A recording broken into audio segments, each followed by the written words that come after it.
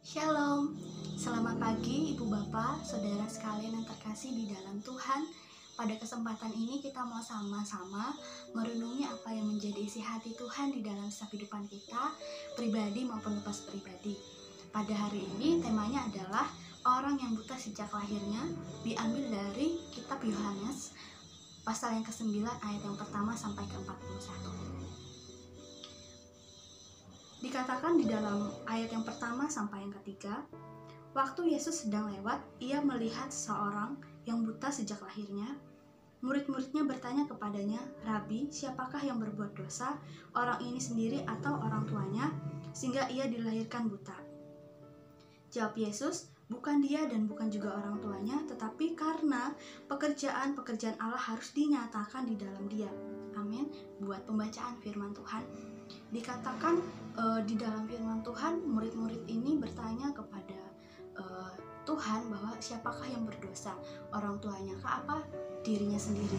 Tetapi Tuhan menjawab di ayat yang ketiga, bukan dia dan bukan juga orang tuanya, tetapi karena pekerjaan-pekerjaan Tuhan yang harus dinyatakan di dalam orang tersebut, di dalam dia.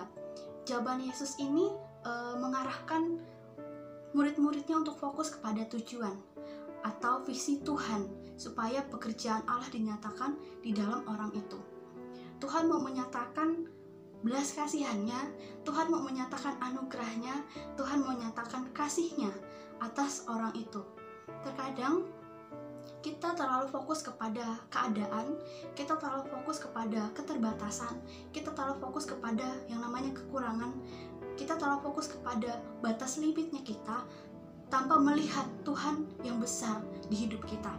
Sehingga kita terkadang mempertanyakan mengapa, siapa, dan banyak hal. Seperti murid-muridnya bertanya, siapakah yang berdosa? Inikah atau itukah? Saya tidak akan fokus kepada cerita orang yang buta sejak lahirnya, tapi saya akan fokus dengan perenungan kondisi dan perasaan orang yang buta. Perasaan orang yang buta yang hanya melihat sekelilingnya gelap gulita bukan suatu hal yang mudah, bukan suatu kondisi yang nyaman, tapi bagaimanakah jika kita ada di posisi tersebut? Ada buta secara jasmani, ya, seperti yang dialami orang yang buta sejak lahirnya, dan juga ada buta secara rohani, yang artinya adalah buta secara rohani yang tidak percaya dengan perkataan Tuhan. Buta secara rohani adalah orang yang tidak bisa melihat visi Tuhan di dalam hidupnya. Buta secara rohani adalah orang yang tidak bisa melihat bahwa visi Tuhan besar di hidupnya. Tidak percaya akan pekerjaan Tuhan yang Tuhan mau nyatakan atas hidupnya. Orang yang buta secara rohani berarti ada yang salah dengan hidupnya, ada yang salah dengan hatinya, dikarenakan tidak ada pengenalan akan Tuhan, dan fokus hidupnya hanya untuk diri sendiri atau secara lahiriah. Mirisnya kebanyakan orang yang matanya sehat secara jasmani namun buta secara rohani. Saya mau kasih tema, dulu buta sekarang melihat. Kita sebagai orang-orang yang terkasih di dalam Tuhan, jangan hanya kita bisa melihat secara jasmani, tetapi mata rohani kita buta. Kita melihat secara apa yang ada kelihatan, tetapi kita tidak melihat yang tidak kelihatan. Yang tidak kelihatan mungkin itu yang Tuhan akan nyatakan atas hidup kita. Kita melihat keterbatasan-keterbatasan di hidup kita. Namun nyatanya terkadang Tuhan bisa menyatakan kasih-Nya, menyatakan visinya. Kita terkadang bisa mendapatkan visi daripada Tuhan di tempat-tempat yang tidak nyaman, di tempat-tempat yang tidak mudah, di tempat-tempat yang penuh tekanan, di tempat-tempat yang gelap. Terkadang Tuhan kasih visinya atas hidup kita di tempat-tempat yang tidak mudah. Maka dari itu, bagi setiap kita, jangan pernah takut saat kita mengalami suatu hal yang tidak mudah atas hidup kita. Tapi lihatlah dari mata rohani kita.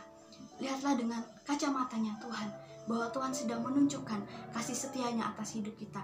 Kita melihat dengan cara pandangnya kita, mungkin kita akan melihat dengan diri kita sendiri, kita melihat masalah, kita melihat kondisi yang tidak mudah.